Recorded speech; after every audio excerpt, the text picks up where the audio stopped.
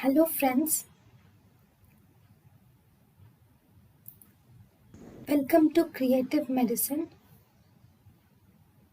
In this lecture, we will learn about. Hello friends, let us write a table containing site and mechanism of action of diuretics. So if you see site and mechanism of action of diuretics, first diuretics, site of action and enzyme are receptor inhibited. First, carbonic anhydrase inhibition acts on proximal tubule and it will inhibit carbonic anhydrase. Then the last drug is loop diuretics. Loop diuretics acts on thick ascending limb of loop of Henle. And it will block sodium potassium 2 chloride symporter.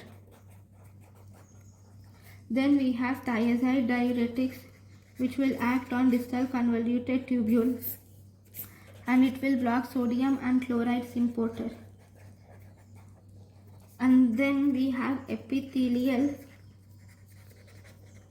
sodium channel inhibitors. These will act on lead distal tubule and collecting duct. Lead distal tubule and collecting duct, and these are useful in these will block epithelial sodium channels. Then we have aldosterone antagonist. Aldosterone antagonist will also act on lead distal tubule and collecting duct, and it will block mineralocorticoid receptors. Okay, this is about the site and mechanism of action of diuretics. Thank you for watching. Thank you and thank you for watching.